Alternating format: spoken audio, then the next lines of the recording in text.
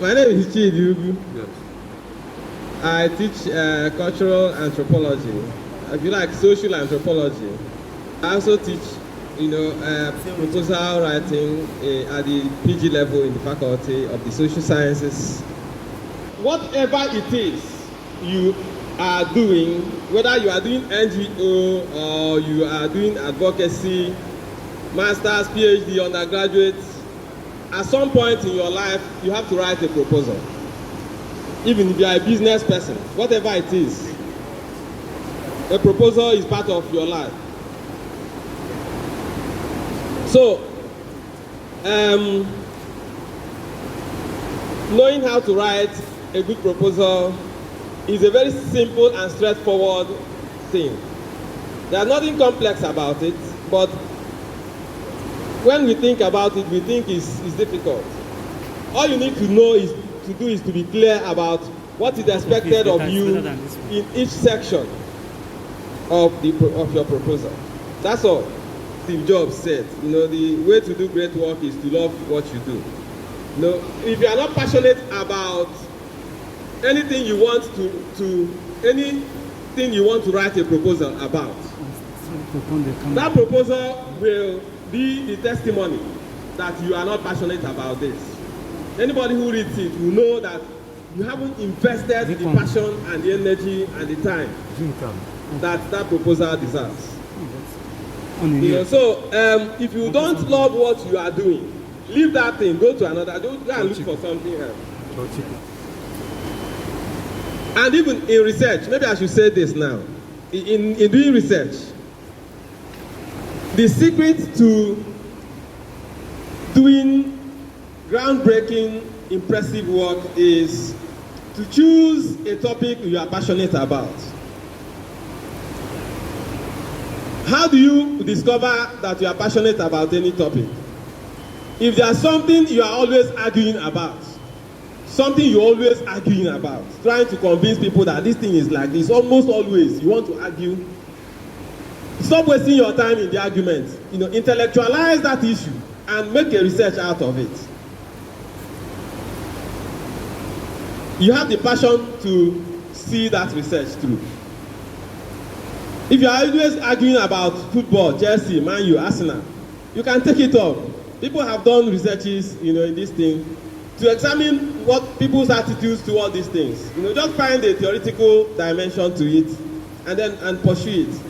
You start doing participant observation, join others to watch football, see the comments they are making, find a way to slot in these comments here and there, and then you have a great work.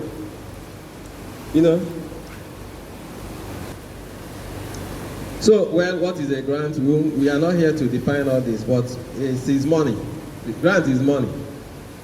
That you are given to do a certain work, and you are not required to pay back that. What you are required to do is to deliver on what you have been given the grant for. Almost all the time, you have to deliver some work. So, grants for field work and lab work, writing up your results and stuff. For conferences, organizing all sorts of events. Grants, who are grants for? Researchers, scientists, public officials, civil servants, community service, whatever it is you need. So, but I'll just move. Okay, so I think we'll just, why bother about grants and fellowships? Let's just go to why I am here, which is proposal. Yeah, I believe you all have read this. What is here? The best way to stake your claim on an opportunity is to be the person who deserves it. Can we say it together?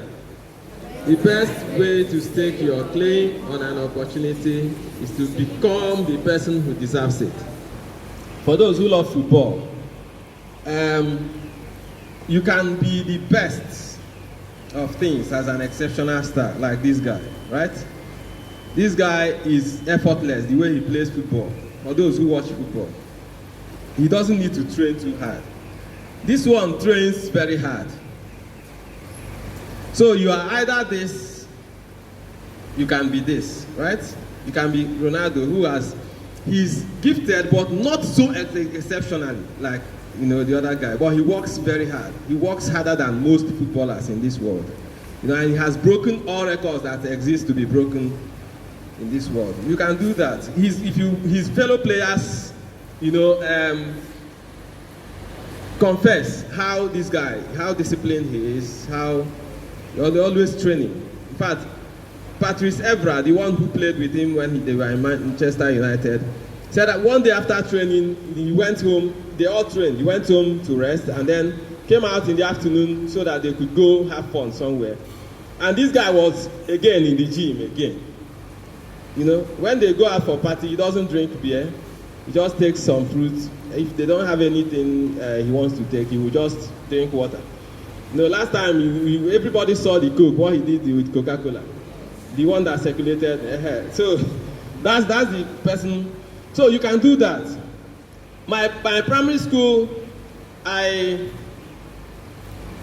repeated a class in primary school because I failed.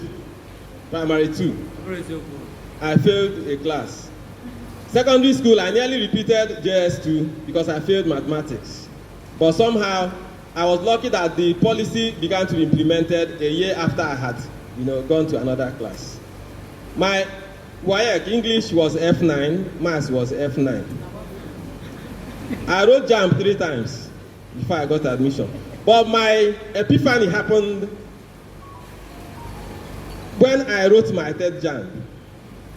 I read and read and read so much that I got admission on merit.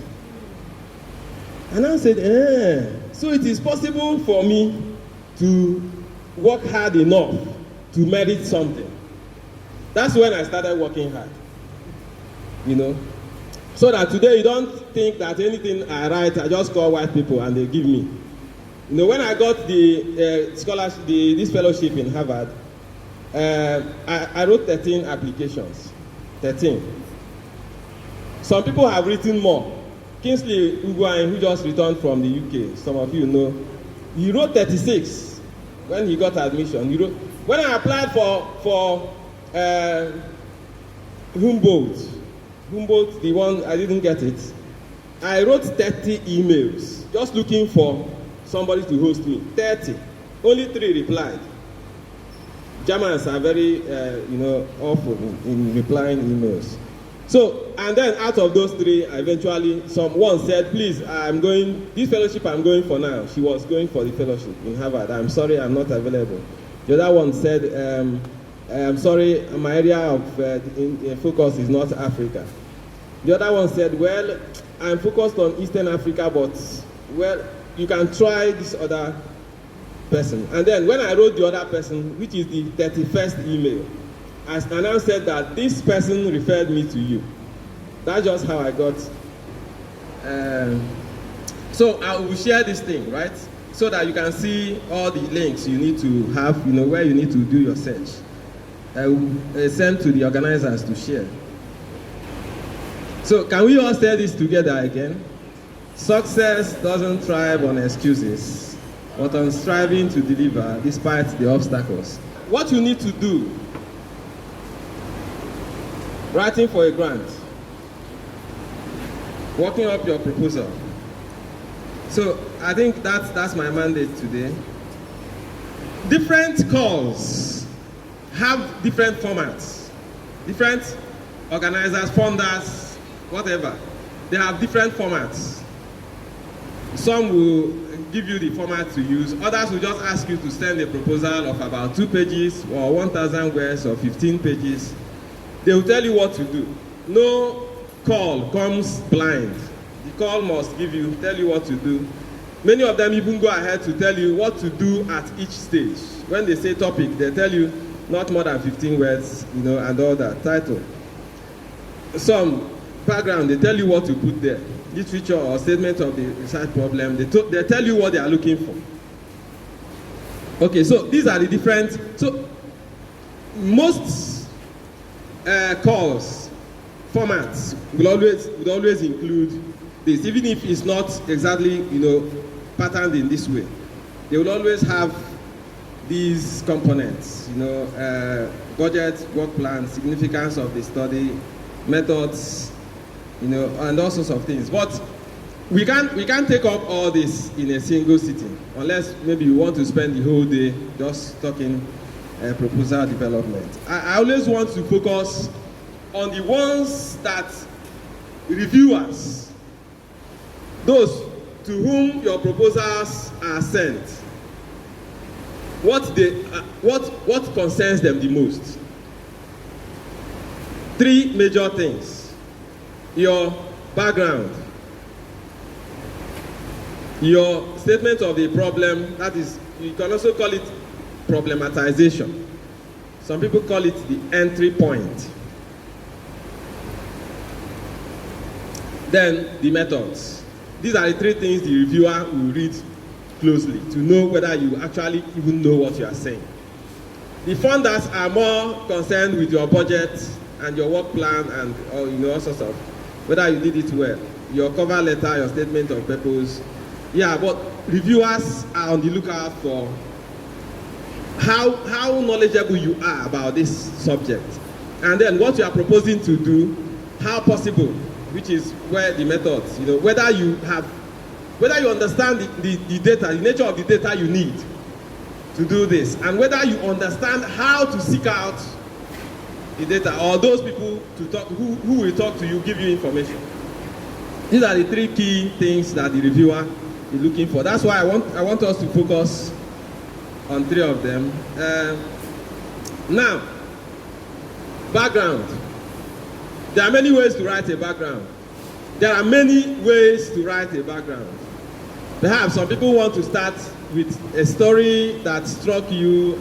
Some people want to. But another name for background is justification.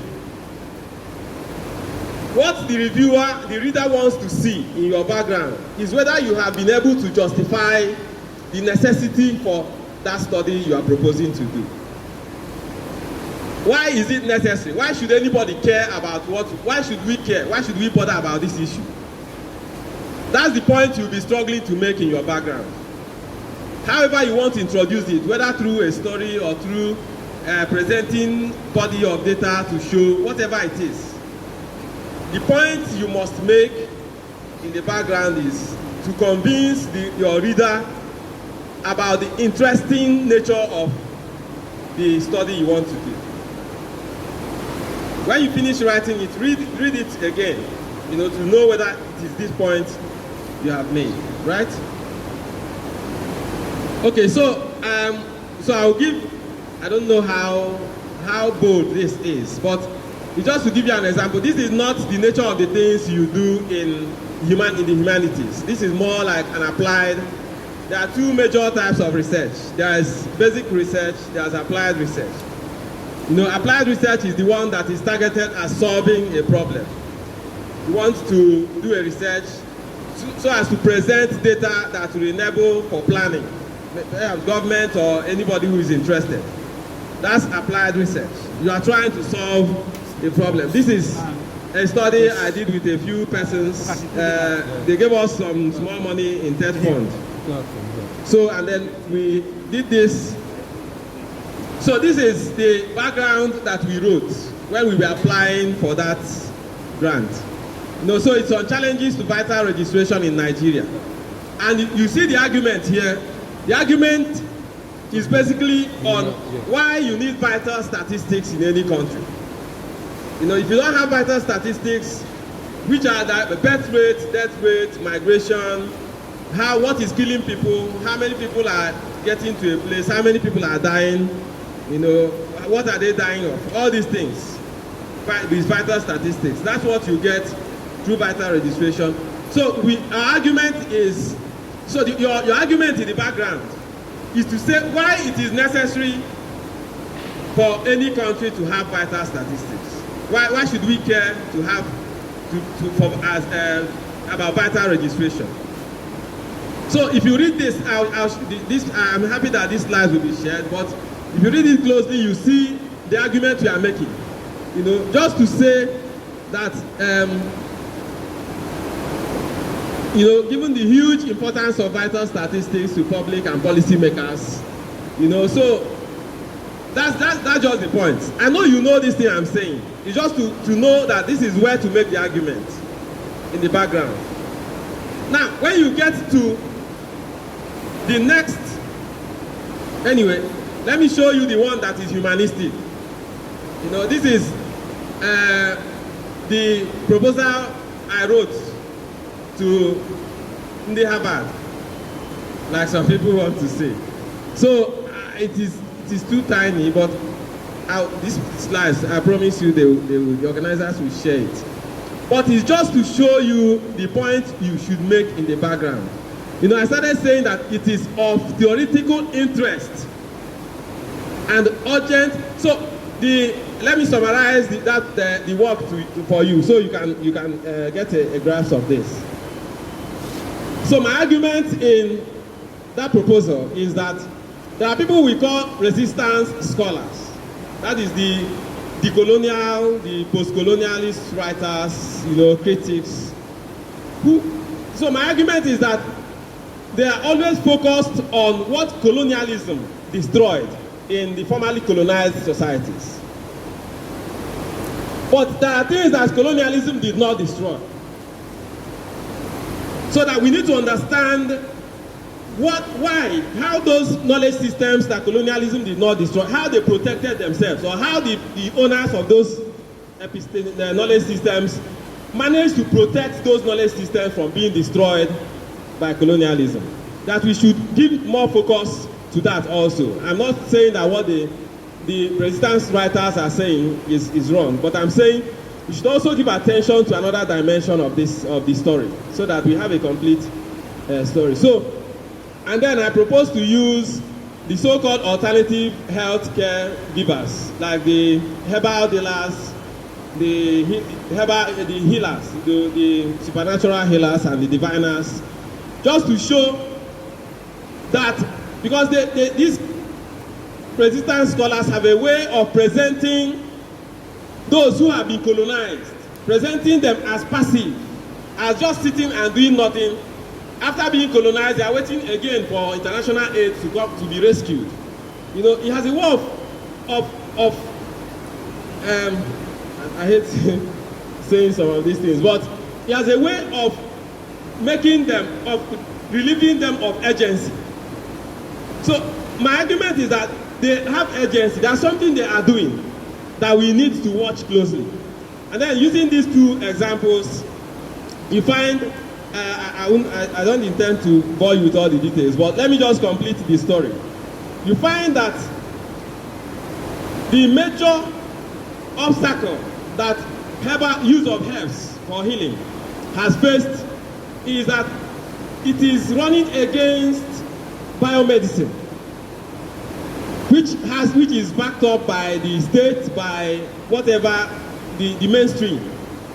So the major challenge it is facing is the criticism from the medical doctors, the pharmacists, and all sorts of people who are always saying that it doesn't have dosages, it is not hygienic, it is not packaged well, it is not, you know. So what they have done is, you know all those people now, right? You see herbal dealers, they now package their things just the way you have pharmaceutical medicine. They now have dosage. They even register with NAFDAC.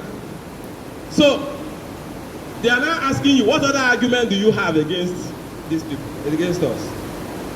So what they have done is to use the allure, that thing that people see in biomedicine, to cover themselves, to cover that thing they want to protect. Since this is what people want to see, so they package themselves that way, but they are still retaining the crux of that knowledge system. You know, so another example, if you go to all these faith healers, where they organize their crusades, and faith healers, people who are ordinarily shamans, people who are agwo, many of them have morphed into pastors. And what do they call those people? Evangelists. They now wear white agbada like reverend fathers and reverends. they quote the Bible more than you do. If you go to their space, you see it is surrounded by, everywhere is littered with the statue of Virgin Mary and the cross Jesus of Christ, and candles and all sorts of things. That's what people want to see, and they know. But if you get truly close, you see that they are still doing that thing that you are running away from, right?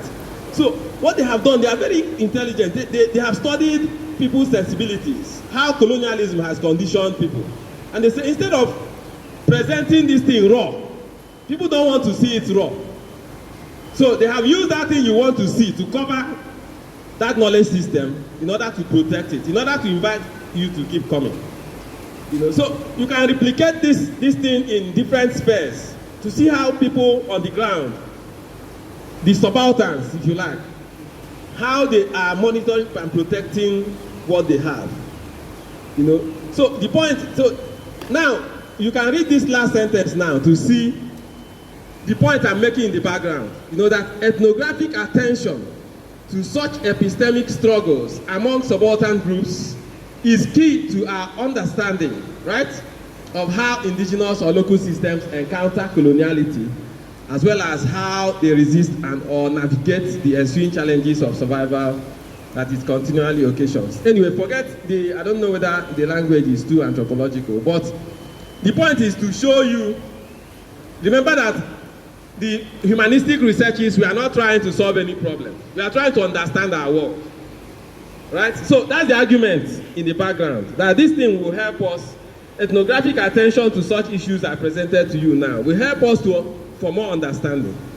That's just the point you need to make in your background. What is necessary? What should we gain? Why do we care about this issue? Okay, I don't know whether it's making sense to you now. Okay.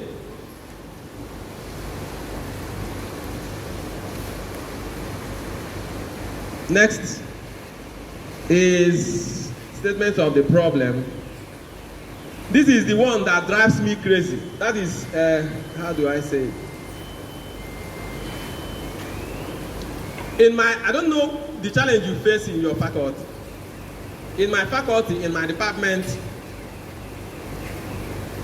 the commonest error you find in a proposal is that people will repeat the background argument and they are writing it as if they are still writing, they are writing statement of the problem. But they are still making the argument they made in the background. Maybe somebody is writing about HIV/AIDS, why we should continue to research it. So, and then in the background they present pictures of HIV has killed a lot of people, it has rendered a lot of children orphans, he has done all this, which is background, right? You are trying to build up a picture to show the gravity of the problem so that we can agree with you that we should continue to research it. That's the background. That he has deprived government of so much and all that. In the statement of the problem, your argument should change. But you notice that in my department, I don't know whether it happens, maybe I should go and monitor that department. But somebody comes to the statement of the problem again and begins to say again, HIV is a very grave, you are making the same argument. So when you get to the statement of the problem, your argument should change. What is the argument now? To create a gap for the problem. What you should be saying in the statement of the problem is how other interested persons and bodies and government, whatever it is, scholars, how they have approached that issue, what they have been trying to do about that, about HIV, how they have researched it, how they have tried to get around it. And then it gets you to a point where you identify that there is something they are missing. If it is linguistic, language, whatever it is you are studying, the argument in statement of the problem is you need to summarize the debate. What is the debate so far about this issue? From what perspectives have other researchers approached this issue? You need to summarize. You need to be, anybody who reads it, you should know, should see clearly that you know the literature, that you have embedded yourself in the debate about this issue, and that you know what you are saying. So as you read about any issue, at some point, something will jump at you. Something will show itself, a gap that is interesting. And you'll be saying, there's something these people are missing. You read another person, is missing that point. You read another person. So you need to cite, this is what they have done, this is how they have approached this issue. What issue should be familiar to you people? COVID-19. You know, you can summarize what people have been doing about COVID-19. You know, that government is not, there's one I wrote with George and May Okafor in Fine Arts. They are still wasting time instead of bringing the thing out. Okay, so that one is, we try to argue that many people who have researched on COVID-19 are just trying to offer solution. What do we do? How do we get around it? Try to help government in one way or another. But we notice that the resistance that people have against COVID-19 protocols, that nobody had tried to explain what is going on. Some have approached it from religious point of view, right? So, but we discovered that it would be possible to offer a perspective by analyzing videos and pictures and images that people use to critique what government is doing, to critique the way they have handled the COVID-19 funding and all sorts of things. You know, so but first you have to summarize as much as you can. It's not that you are not under obligation to cite everybody who has done, because sometimes you want to research on an issue where you have more than 1,000 citations. You can't possibly do all that. But it is possible to summarize the major debates, the major things that people have focused on, so that you can now say that it will now lead you to have the authority to say that there is something they are missing. You can't just come out, wake up in the morning and say there is something these people are missing. But you haven't shown that you have read anything about, you know, what others have done. So the major problem I have in some of the proposals I'm reading, I have read from even outside Nigeria, from outside Nsukka, is that people find it difficult to distinguish background and statement of the problem. And I think it is the most straightforward thing. But what I think constitutes the problem for many is that many of my people in our faculty are always researching social problems, maybe crime, bribery and corruption, HIV, all sorts of things. And because what they are researching is a problem, they tend to think that statement of the problem is where you present that problem again. But in research, problem means research agenda. Research problem is not the commonsensical understanding of problem that you have in your head. Research problem means research agenda. This is where you present it. So statement of the problem, two major components. One, a summary of the literature, of the debates, the major debates in the area. Then it leads you to perhaps the last paragraph, where you now make the point, say what you want to do to fill that gap you have identified. Okay, let me show you. So, statement of the problem, my own research. This is how I try to summarize. I don't know whether I quoted too much, but this is an issue that I got interested in. In fact, because I got interested in this issue and wanted to explore it, that is the colonialist, post-colonialist writings, I now offered to teach a course in my department that is focused on this, so as to push myself to read, because I don't have time to read so much now. But if I have to teach a course, I must, whether I like it or not, read that thing. So a course we call Post-Colonialism and Development. So I took it, and then, so before I finished teaching that course for one semester, I had become familiar with all the issues in the thing. And I was able to summarize the debate, you know. So these are the major figures in this thing. Escobar, people like George, who have been reading art history and criticism, and they will be familiar with some of these names, you know. Foucault, Edward Said, Mudimbe, and all that. That their major focus has been how Europe has marginalized other people. That's what they have been focusing all their lives, trying to discuss it from different dimensions. So I have summarized what they are saying, and even all those others who are offering what they call alternatives to development. You know, that Eurocentric modernity is not the only option that exists in this world. That there are other modernities, there are other social systems, there are other social ways of organizing the world that is not the way the West is. You know, because the West is presenting itself as, this thing started long ago, evolutionary writings from the 1800s, and so it's still the same thing we are battling today. You know, they present their society as the apogee, as the typical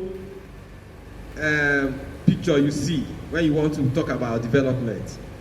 So that when you are busy turning your society to become like the West, then you should consider yourself that you are developing, right? That's what they have been doing all their lives.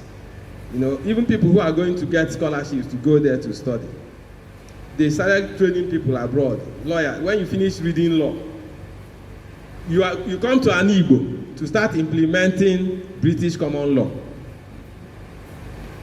Those who are reading political science, what you are studying is the Western system of organizing their political life. And then you be considering your own society to see how much they are deviating from that. And you are saying, advising the government, this is what you should do to become like the West. So that's what these people have been trying to do, to critique. You know, the Mignolos, Escobars, so that's what I have summarized in my statement of the problem, the debate.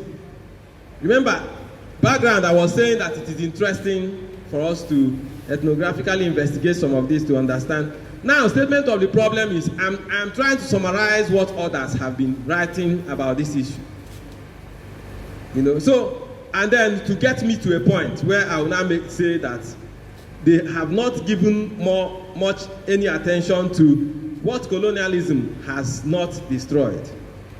That they are more focused on critiquing colonialism and then exposing what it has destroyed. That we need to give more attention to what colonialism has not destroyed. But I couldn't have made that point if I hadn't summarized the literature to show that I know what they have been saying. So that's what you need to do. Now, anyway, so that's the continuation, just to show how I summarize the statement of the problem.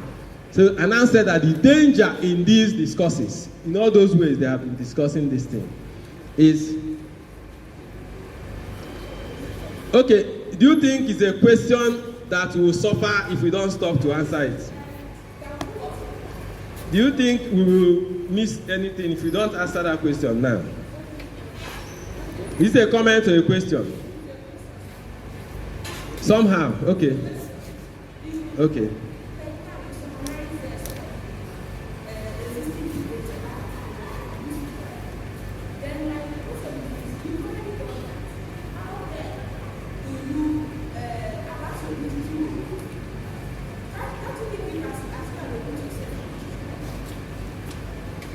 But a statement of the problem is literature review, compressed literature review.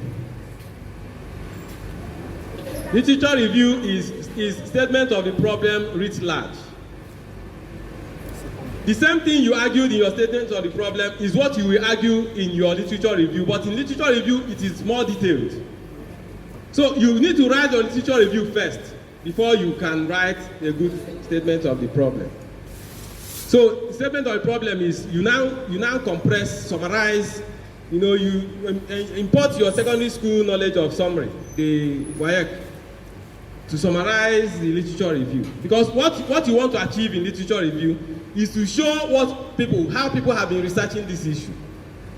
And what you want to arrive at is to expose something they are missing.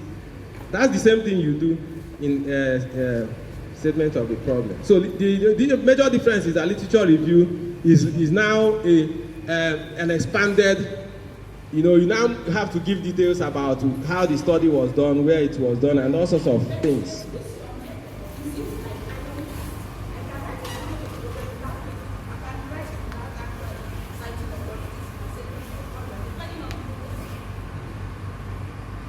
No. Unless it's something that nobody has researched in this world. If anybody has done that something in that topic, you must say that I want to do something different.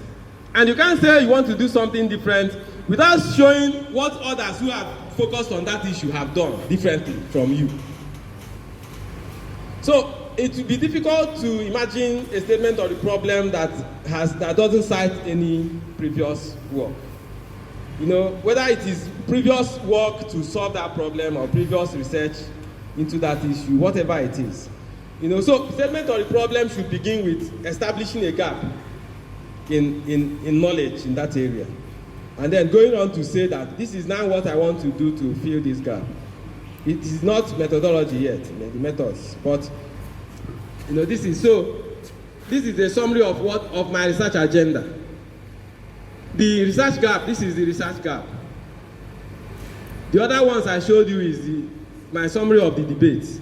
So in the research gap, I'm now saying that the danger in these discourses is the tendency to sidestep the agency of the locale, that is of the local people, in the face of Eurocentric modernity, you know, because this gives the sense that categories of social groups across post-colonial worlds take this epistemic challenge lying down, this challenge facing them, that they take it, you know, without reacting, you know, passively watching as their indigenous systems are undercut, you know, and altered by these forces.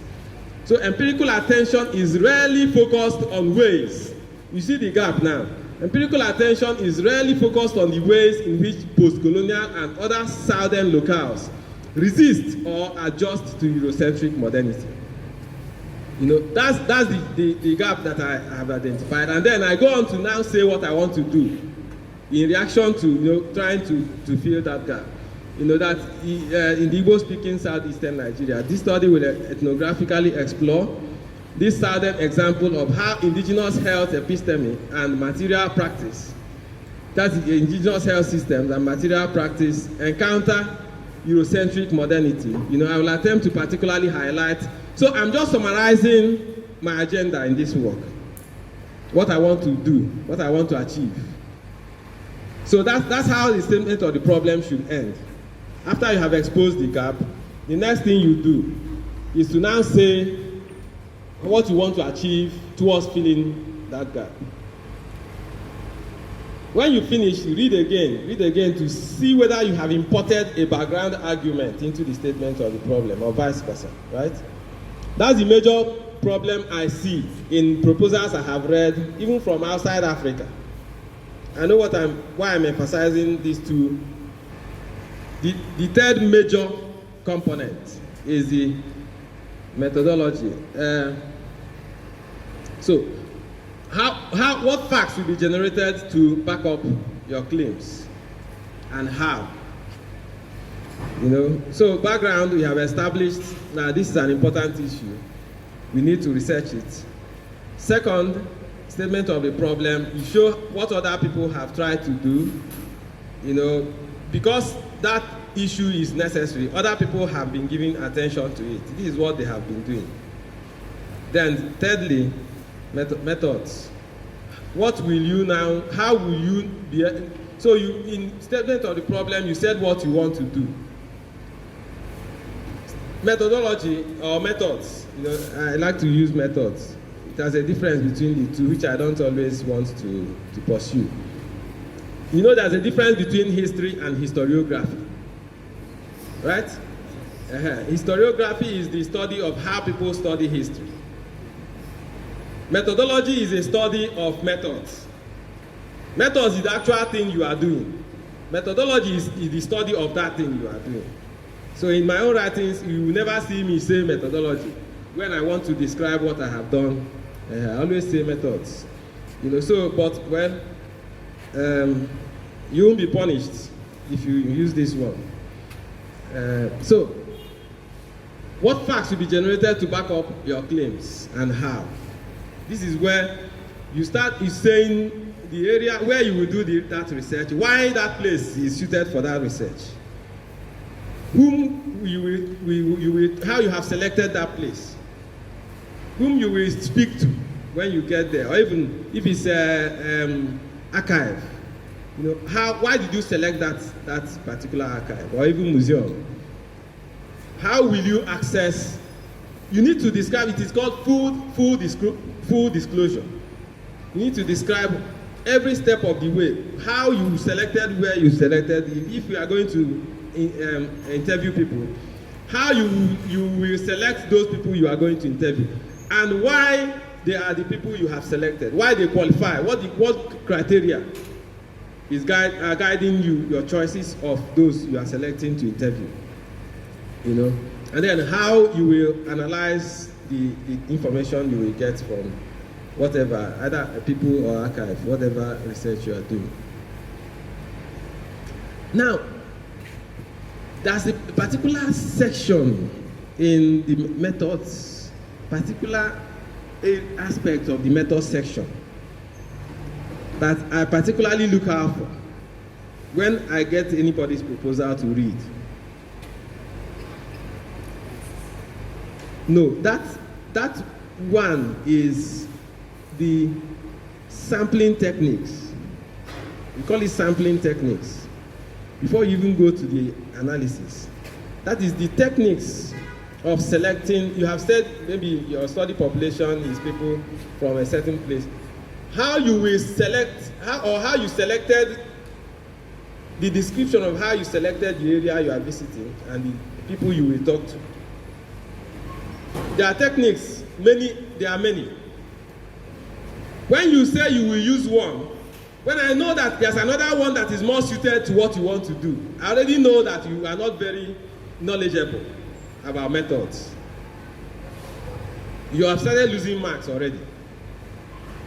It is the trickiest aspect of your methods, writing your methods. For example, there's one called snowball sampling, snowball technique. There's one called simple random sampling, systematic random sampling. There are many. Anyone you say you will use, you must justify why it is that one you want to use. Population, whatever you mention in the method section, you must justify it. That you want to interview Reverend Fathers and Reverend Sisters. You must say why they are the people who will provide the needed information for that work. You want to interview babalawos or artists, people who teach art. You must say why they are the people. Then, any method you say, for example, there's something we call simple random sampling, for those who have read other methods in social research. That simple random sampling is the sweetest sounding technique, and it is the most tempting to say you will use. So, now simple random sampling, just to give you an example, before you can use simple random sampling to select your sample, that is those you are going to work with, to speak to, that population must be such that there's a sampling frame. There's something we call a sampling frame. There's a list containing all the members of that population that will permit you to give every member of that population an equal chance of being selected. For example, you want to interview people, you want to work with university lecturers. You can say you will use simple random sampling because you can go to academic planning or wherever in the university to get a list that has the names of all the lecturers in UNN, right? So you can randomly generate, maybe you use a lucky dip, write their names and put in a basket, and and pick, right? So that everybody whose name has been put there has equal chance of being selected. You did not discriminate, you did not judgmentally pick anybody above the other. It's a blind choice. Anybody could have been chosen. That is simple random sampling. There's also a computer-assisted mechanism to do that picking. So, now, imagine somebody who wants to work with Motopack algorithms. And he starts saying, I'll use simple random sampling. Do you understand that that person doesn't know what he's saying? So, that's why I'm saying it looks easy. And sometimes when you get to the method section, you begin to tell yourself that the reviewer should understand that you should be getting tired at this point. You know? Some people use all the energy to write the first few pages. And then when you are getting down, you notice that the energy is dropping. The passion is dropping. If you get tired, go and rest. Use the fresh energy to continue until the end. There's no room for that they should understand that, towards the end, that even the reviewer should have been getting tired to the end. You just submit it. Everything should be done, when you are on top of your energy. So, now the key point to make about methods or methodology is that you must know, when you are writing your methods, you must have a book of methods on the table. You must read all of them. And in your mind, you already know the nature of your population, the nature of the study you want to do. And then you are reading, and the nature of the people who should give you that information. So you are reading all the sampling techniques that exist. And you are asking yourself, which one is the best? Which one is the most suited? So there's something we call accidental. There's nothing you want to do in this world that no method has been developed to select your sample.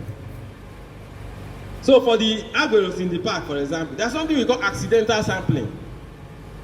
Or even availability sampling, convenience sampling. The one that involves getting anybody you see that qualifies to be, that is a member of the population you already identified. So you go to Peace Park, anybody algorithm you see that is available, you just say, please, there's something I'm doing, please, I want to interview you. It is permitted in research. If the nature of your population is such that you cannot systematize the selection, you are permitted to do that. So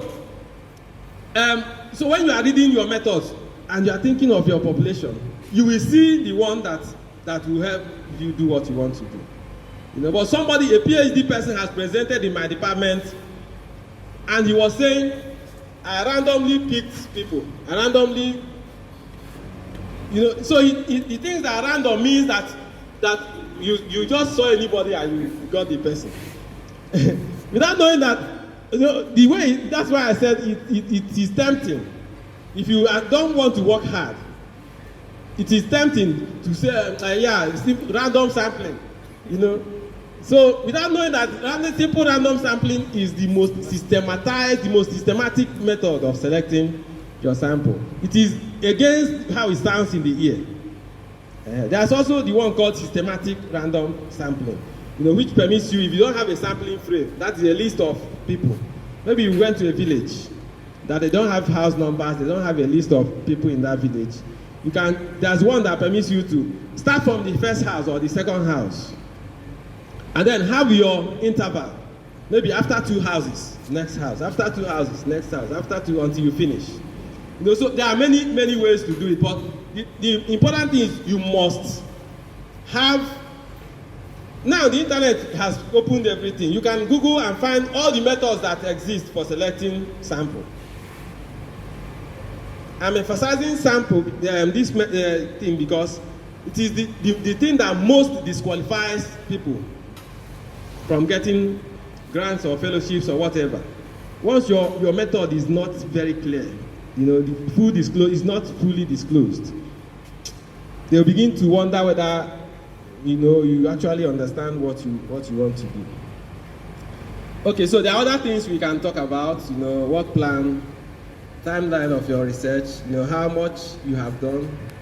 Okay, so if you have any question, feel free to stop me so that we move to another.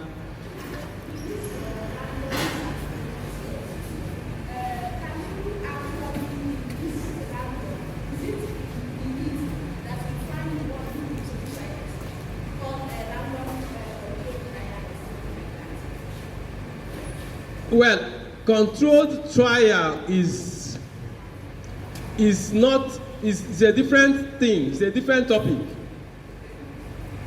It's a design. It's a type of design of a study. Controlled trial is what you do in the field. When you have developed something like a drug, you want to try it. You want to see how it reacts in people's bodies. Yeah, so that's the controlled trial you do. There's experimental research, which I think you are trying to say, experimental research, where you have two groups of people. Then you administer something to these people and you don't administer it to these people. You want to know what effect that, maybe a method of teaching. You want to see how people react to different methods of teaching. You divide them into two classes. You use video to teach these people and use ordinary talking to teach these people. When you finish, you administer a test to show which is more effective. That kind of thing.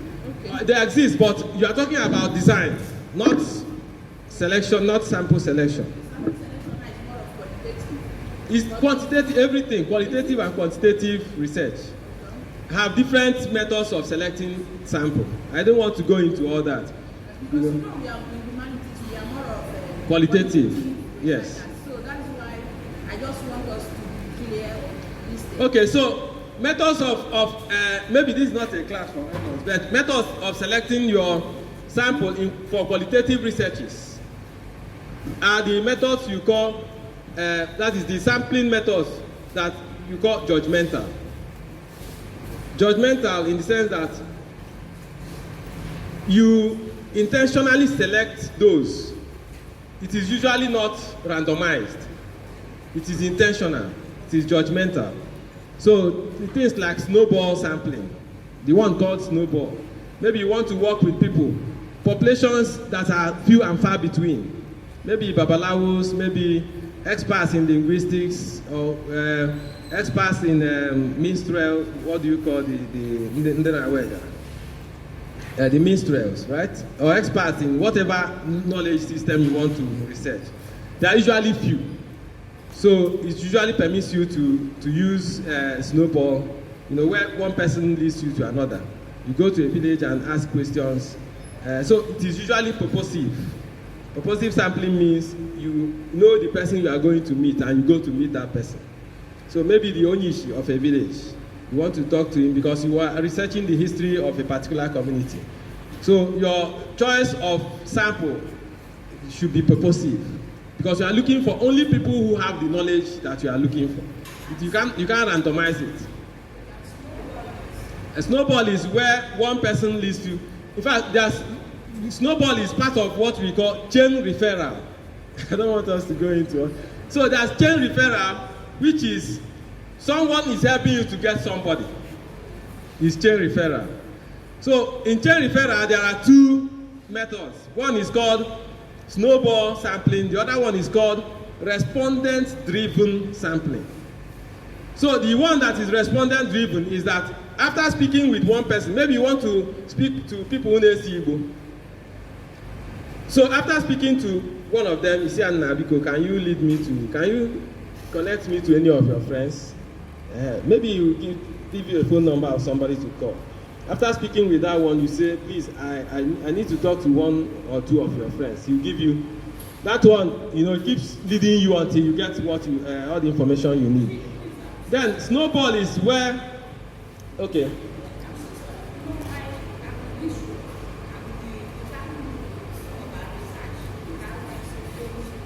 Yeah.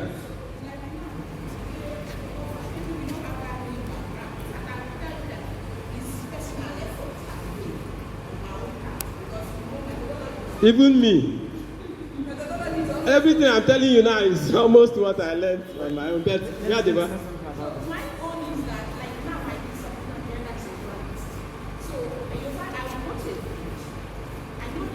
speaking, I don't want to.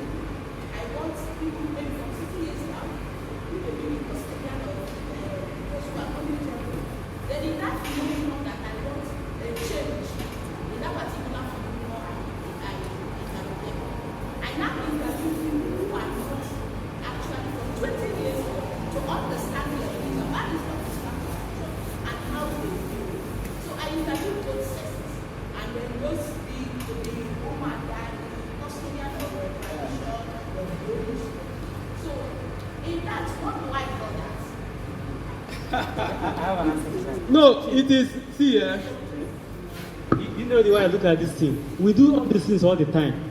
It's just a matter of go to a book that has the names and look for the name of the one that explains what we are doing. yes. So the thing is, any choice you have made about the population of your study, you must justify it. Angie, let nobody distract you from listening to the issue you have raised. Tell that person, get behind me. Don't answer that. Okay, so the thing is, you just did what I have been saying here. You select a population to speak to, and you justify that choice. That I have selected these young people to speak to them because I need to hear their views about this and this and this. You have justified it. That you will speak to elders to see perhaps how the thing was in the past, how it has changed and all that. You want to speak to young people to know, even know whether they know how much these elders knew when they were in their 20s. So there's always a way to justify a choice you make, but the important thing is that you must justify it. Any choice, anything you say, any decision you want to make in choice of population, choice of sample, you must say why it is that choice you have made. It's not enough to say, I will purposely select elders and you move on to another thing. No, you must say why the criteria that drove you to choose elders, right? Elders of 70 years, because they are the people who may have experienced something like that. So all of them have names, right? In your explanation of a statement of the problem, I could identify 3 areas of emphasis. The first is the summary of the literature review. Then the second step is to establish the gap in scholarship. Then how we are going to fill that gap. Is that possible for every research design, especially for qualitative research design? Because if you are talking of the third aspect, which is already stepping into the methodology, the methods, how you are going to go about that research. I know in quantitative research it is possible. Maybe you are using random sampling techniques and all of that, because it will vary from your methodology, the steps you are going to follow in your methodology. But I know in qualitative research, if you explain that aspect of statement of the problem, that's the method how you are going to go about the problem, you definitely make the same mistake of repeating that particular issue in methodology. So I need some clarifications. Like I said, look at my research agenda. I wish I also brought my method section to show you, but this is my research agenda. What I will generate, the kind of thing, ideas or information I will present in order to fill this gap that I have identified. I said I will use ethnographic method. I didn't go to start explaining that ethnographic method. I just mentioned it, right? To explore its example. And then I will highlight how bearers of this knowledge system navigate the asymmetries of the externally driven pressures which coloniality generates among them. The substantive focus will beam on, I'm just telling you what I will give attention to, the issues I will raise, the things I want to highlight. Without saying, I didn't go to start saying how I will select those I will interview, how I will select them, the area where the thing will take place, and all. those details are in the method section. You must mention the new ideas you are going to, the things you are going to explore, the ideas you will present, the things you will try to find out. That's this place. Does this sound like methodology? Like in my own area of study, I know in my methodology. This is qualitative, I hope you know. This study is qualitative. We are doing textual analysis. You take maybe a novel and you want to do some analysis. This is exactly what we do in methodology in our own area of study. It can be this. For example, you have to say the novels you have chosen or the books you have chosen. Yes. Why you chose those books. Yes, and in the methodology. And in the methods, you can't say it, that is not what is here. What is here is the issues you want to raise. Right? It is not how you selected the novels you selected, how you selected them, and why you selected them. Those ones will be in the methodology. You raise the issues you are going to treat in methodology. You raise the issues, how you are going to go about the textual analysis, which normally is chapter 4. Yes, how you will go about it is methodology. But the issue here. You also raise the issues you are going to work on. Anyway, yeah, maybe you have your own format, but the point I'm making is that this is not methodology. This is not my methodology. This is just to tell you that these are the things I will do. These are the things I will try to find out. These are the things I will try to find out. Right? These are the things I will explore. I haven't said how I will do that exploration. I only mentioned that it will be ethnographic. But when I show you my method section, what you will see there is the location where the research will take place, the methods, the reason I selected that location, those people I will speak to, why I selected those people, how I selected those people. You know, the actual thing I will do on the ground. That's what you describe in methodology. But in textual analysis, you have to say maybe after you stop at the gap, and then you go on to say the novels or the books you will use for analysis, how you selected, why it is those books you have selected, how you did that selection, and then how you will present your analysis, how you do your presentation and analysis. Yeah, it is a bit tricky, but when I show you my methodology, you see that it is the actual thing I will do when I start doing the research. That is not this. This is the agenda. My agenda for this research is this paragraph. You know. So when I show you my methodology, I didn't cut it out to place here. What you will see there is that my research will be done in Nsukka. Why I selected Nsukka is the mix of urbanity and rurality will help to show the differences here and there. And then I will speak to Reverend Fathers, I will speak to pastors, I will speak to Babalawos and the faith healers and even ordinary people. I will speak to these people because of this. I will speak to these people because of this. I will speak to these people to get this information. And then this is how I will select those people. I will systematic random sampling to select, and then I'll use availability sampling to select those I meet in those healing houses. All these details are what you will see in the method section. But this is just my agenda for the research. I don't know whether I'm clarifying. Thank you very much, Chair. I think we have issues here because in literary analysis or literary criticism, usually this type of research is guided by what we call theoretical framework, and not just a method or a methodology. So, but because in any textual analysis one wants to embark on, you must follow a particular theoretical agenda or theoretical perspective if you want. And in your methodology, you will give us exactly that's your resourcefulness, what you've been able to do concerning that theory. It is your methodology that carries the burden of scholarship that you have done within the field of that theory. So you must follow the tenets provided within the theory in analyzing your text. Not necessarily why you chose a text. It could be part of it, especially in your statement of problem. that others have done this, following your literature review generally, following a particular topic. But in this particular study, you decided to look at this particular issue in this text, probably because no other study known to you as a researcher have followed that direction.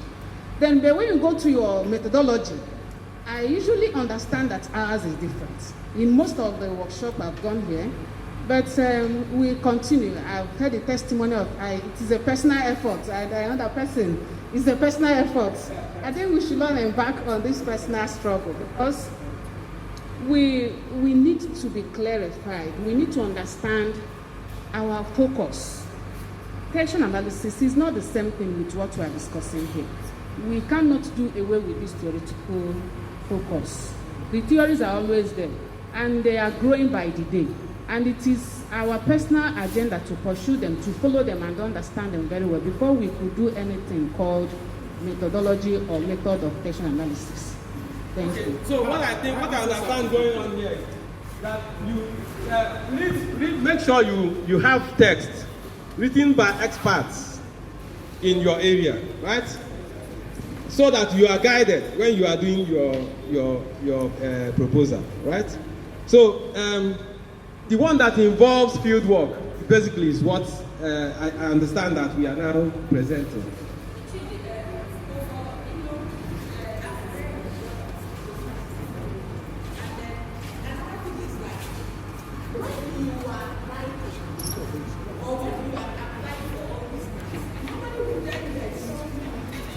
Give me from there.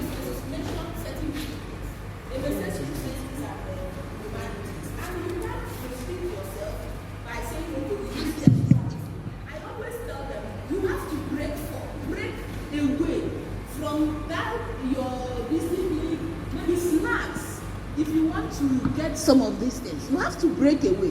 When IPA Fato came around, they said that we are in humanities, it was difficult for us. But what did we do? The last paper I published, you will see mathematics. And there we had to apply statistics. We have to apply social science method for us to be published. But we are also relaying humanistic phenomena. So the thing there is that you need this thing. You want to learn forward, you break away from that. Something that is holding you in your discipline. And then maybe people are now projecting it interdisciplinary. And maybe from there you make breakthrough. If you restrict yourself, I don't think you will move forward when you are looking for a grant. Thank you. Okay. Another comment. Yes, Speaker, thank you very much.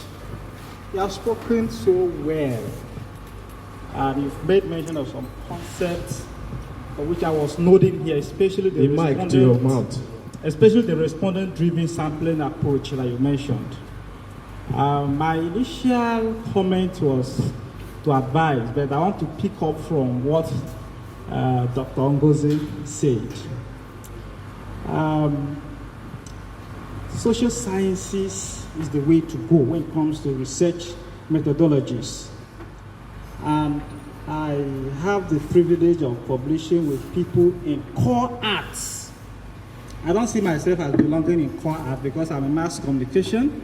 So what we do is social science research.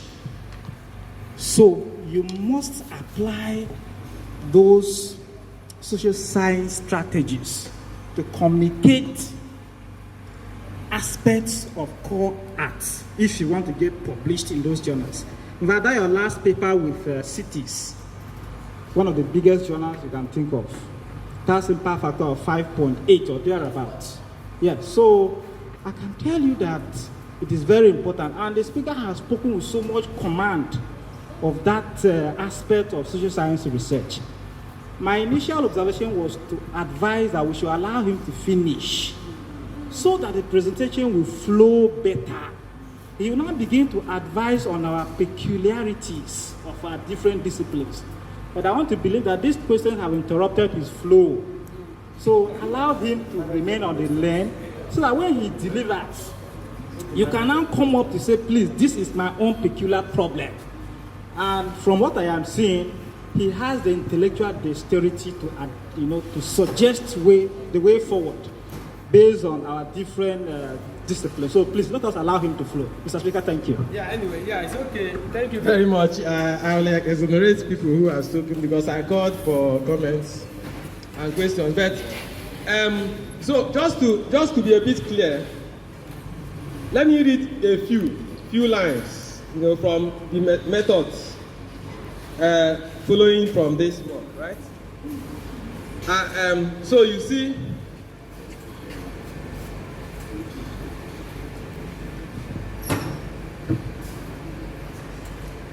So you can see this.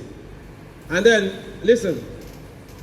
This post-colonial ethnography will be located in Nsukka, a prominent area in the Igbo-speaking southeastern Nigeria. I'm now talking to this man. Yeah, so just to show you that the methodology is clearly distinguished from this. The first line says this post-colonial ethnography will be located in Nsukka, a prominent area in Igbo-speaking southeastern Nigeria. The partly urbanized, partly rural mix of the area makes it a good fit for this study, especially in terms of how this will figure in the healing options that are bound there. That I have spent much of my life around the area and have conducted much of my field work there, gives me the ethnographic awareness that will make for deep insight into issues of the study. And so the second paragraph says, data for this study will arise through a multi-methods approach.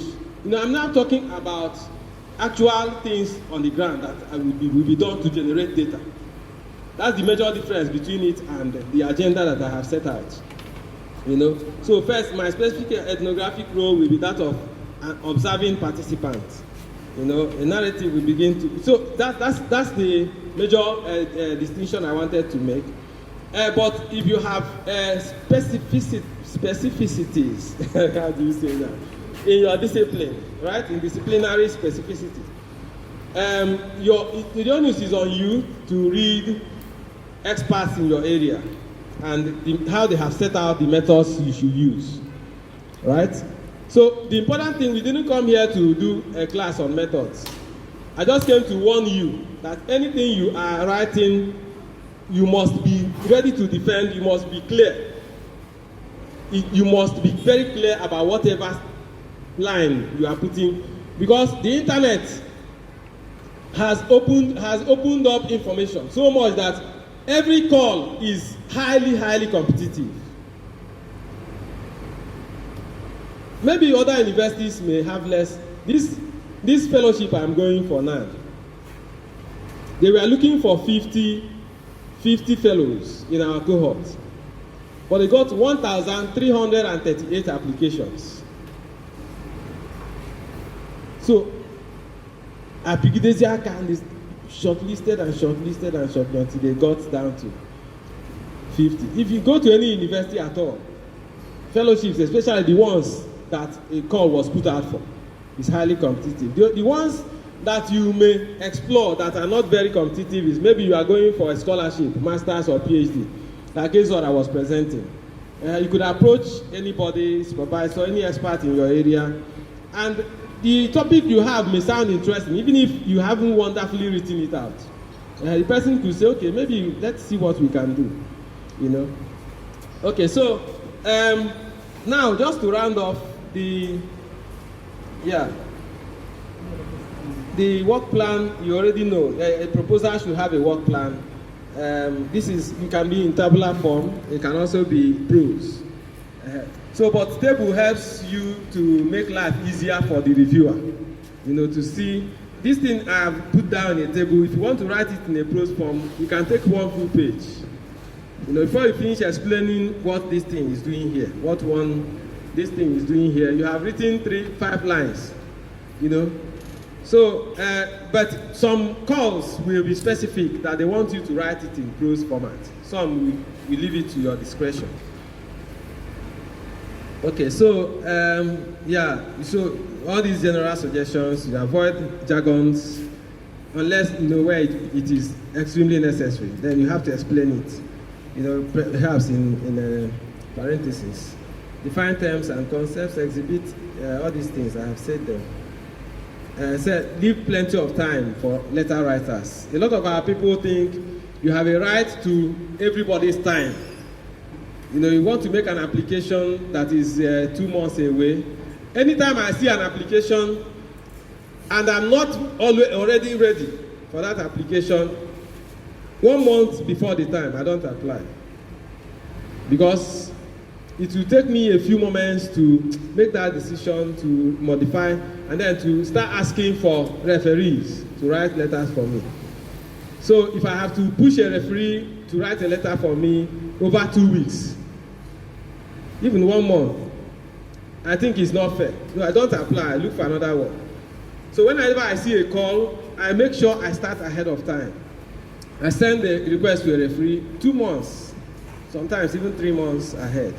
And then I keep reminding the referee until it is time. So everything is to be given the utmost care. Yeah, I've made all these points. You know, get out, reach out to people. If you don't have people around you to read your proposal, make friends on all these social media, LinkedIn, ResearchGate, academia.edu. There are people scattered all over the world who are waiting for you to reach out to them, experts, to reach out, waiting for people to mentor. You know, just make friends. When you write something, send them to help you read. You know, don't complain that people around you are not helping anybody. There are people who are waiting to help you somewhere, and the internet has made it possible. So, can we read this together?